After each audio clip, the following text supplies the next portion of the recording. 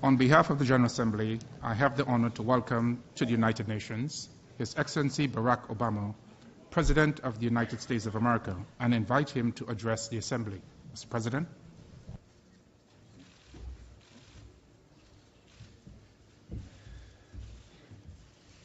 Mr. President, Mr. Secretary General, fellow delegates, ladies and gentlemen. Each year, we come together to reaffirm the founding vision of this institution. For most of recorded history, individual aspirations were subject to the whims of tyrants and empires. Divisions of race and religion and tribe were settled through the sword and the clash of armies. The idea that nations and peoples could come together in peace to solve their disputes and advance a common prosperity seemed unimaginable. It took the awful carnage of 2 world wars to shift our thinking. The leaders who built the United Nations were not naive. They did not think this body could eradicate all wars. But in the wake of millions dead and continents in rubble, and with the development of nuclear weapons that could annihilate a planet, they understood that humanity could not survive the course it was on. And so they gave us this institution, believing that it could allow us to resolve conflicts, enforce rules of behavior, and build habits of cooperation that would grow stronger over time. Now, for decades, the United Nations has in fact made a difference, from helping to eradicate disease, to educating children, to brokering peace. But like every generation of leaders, we face new and profound challenges, and this body continues to be tested. The question is whether we possess the wisdom and the courage, as nation states and members of an international community, to squarely meet those challenges, whether the United Nations can meet the tests of our time. And for much of my tenure as president, some of our most urgent challenges have revolved around an increasingly integrated global economy and our efforts to recover from the worst economic crisis of our lifetime. Just as significantly, the convulsions in the Middle East and North Africa have laid bare deep divisions within societies, as an old order is upended and people grapple with what comes next. What we have here is a DNA pellet marking system which fires these little balls here, and in each of these balls there is a unique DNA code with a UV optical brightener.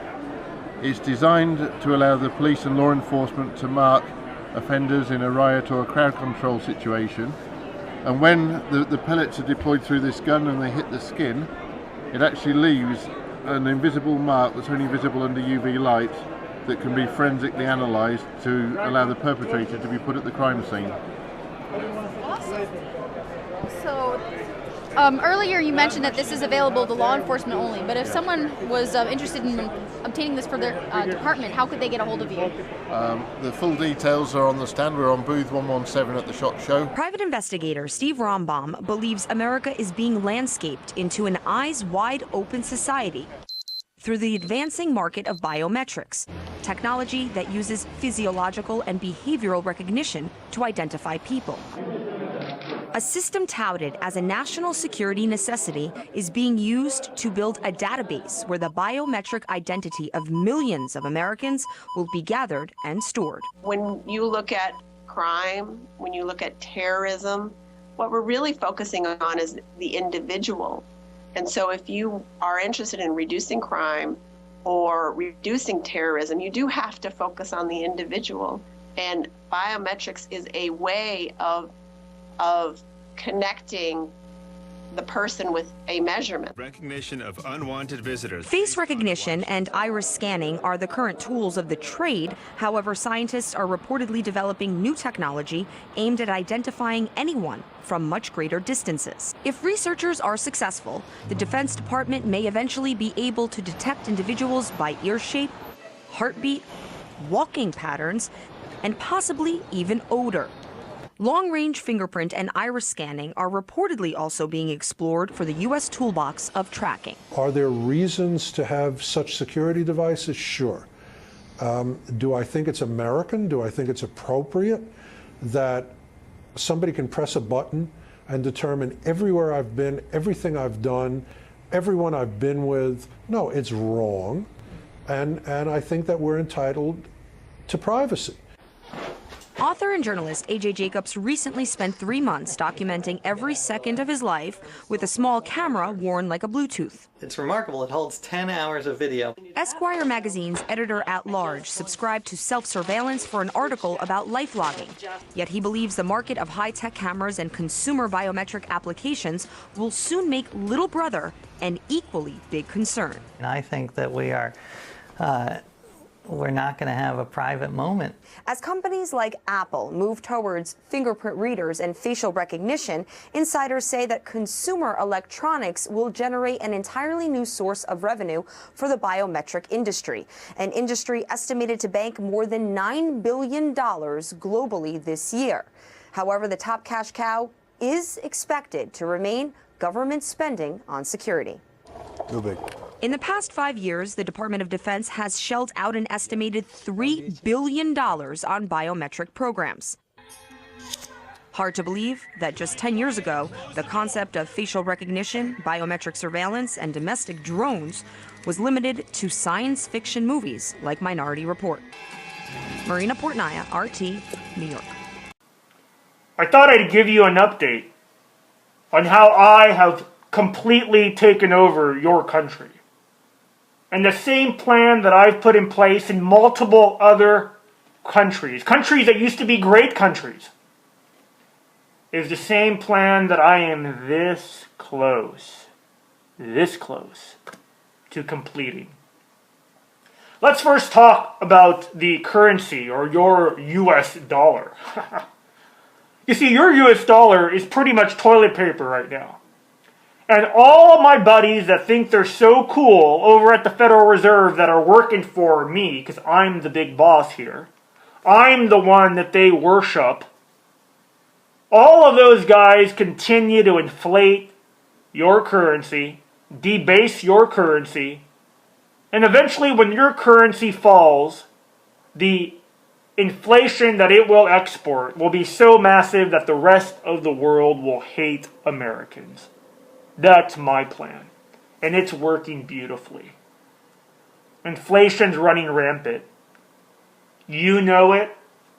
But through my media outlets, they continue to tell the flock, the sheeple, that there's no inflation. And people have been so dumbed down, they don't even know what inflation is until it's too late. So damn right I'm going to keep up the money printing, because I'm the one who decides. Not Bernanke. And not even Janet Yellen, who'll be the new Fed chief. I decide what happens, because I run your country. What about running both parties? You see, I gotta tell you, out of all of the plans that I've set up, the two-party system is probably my favorite. In fact, your founding fathers warned you about it, but through my brilliant educational plan, which I'll get to in a second, founding fathers today are just seen as white slave-owning terrorists. Isn't that absolutely brilliant? But see, your founders warned you about the two-party system. They told you it was morally bankrupt. But today, when one party's elected, and they do an absolutely abysmal job, the rest of Americans run to the other party, and there is no difference at all. In the den of vipers in Washington, yeah, I understand there's a few holdouts, maybe Rand Paul, Ted Cruz, but let me tell you, me and my people are doing everything we can to get them too. Just like we've gotten your president, just like we've gotten McCain and Lindsey Graham and all these other guys, because they work for me. I run your country now. What about education? That's right. Yesterday you saw a dad in Baltimore being arrested because he thought he had the gall to ask a question at a school board meeting. Well, that's not the way it works anymore, America. Questions are not allowed to be asked. Common Core is the new law of the land, and that's right. It comes down from the UN, and your kids are going to be worker bees. They're going to work for all the multinational companies that I run. And on top of that, Google, Yahoo, my personal buddy, Bill Gates, he's going to have all of your data, all your kids' data, and we're just going to make him a fat, happy consumer that's dumbed down. That's what Common Core is all about. And there's nothing you can do to stop it. In fact, Common Core, one of my personal favorite things, because, you know, it's really about the children, and I just love the children. Common Core is so brilliant because what it'll do is that your kids won't even learn how to read or write cursive writing. So that means they won't even be able to read the Constitution or the Bill of Rights. They don't even know what the hell it is. In fact, most of them don't know what it is. I'm sure you know that in a recent poll, only about 25% didn't even know the country America broke away from in the revolution. So yes, my puppet, Barack Obama, when he tells you it's a fundamental transformation, you better the hell believe it's a fundamental transformation. What about the NSA and wiretapping and spying? Well, now, if you want to take down the society, what you do is you make sure that society doesn't trust itself. You see, Americans used to trust in each other. But now at the shopping malls or at the Walmarts, it's say something, see something, say something. Don't trust your neighbor. He might be a terrorist. But at the same time, your government is funding the terrorist. Isn't that just absolutely brilliant? I just love that part of it. You have to give up all your rights at home. Your children are groped. Your wife is patted down in front of you. You don't do anything about it. But your government continues to fund and arm Al-Qaeda. It is probably the most... I mean, I got to really just give myself a pat on the back for that one. Yeah, what about food and prescription drugs? I'm looking at my notes here. All right, the devil writes notes. And prescription drugs, that's right. Every mass shooting has been done with somebody that was totally just jacked on prescription drugs. America is the #1 taker of prescription drugs. And not just prescription drugs, but mind-bending prescription drugs. The ones that make you go nutbag, cuckoo, loco. Why do I do that? Because eventually, there'll be more of them. And guess what? They're coming for your guns, Americans, and they're going to take them. And there's nothing you can do about it. What about the food supply? You want to know why cancer rates are up 1,000+%? You know, I remember a couple hundred years ago when I used to have to deal with real food. It's like, you know, like that was kind of cool to eat real food. Today you eat GMO food, genetically modified food, filled with chemicals and additives that corrupt your insides. I understand there's some of holdouts out there that are still trying to eat organic or non-GMO. But know this. If you're a farmer, I'm coming for you. If you're a small farmer with an organic farm, I'm coming for you. And so are my buddies at the U.S. government. They're coming for you too. Lastly, it's the morality. You see, Americans have been so dumb that they've allowed me to take down the 10 Commandments, the very fabric of a moral society. Rules of a moral society, I'm taking those down. And there's nothing you can do about it. And so your children grow up with no morality. The new morality, what's replaced the 10 Commandments is Grand Theft Auto and the Kardashians. That's the new way.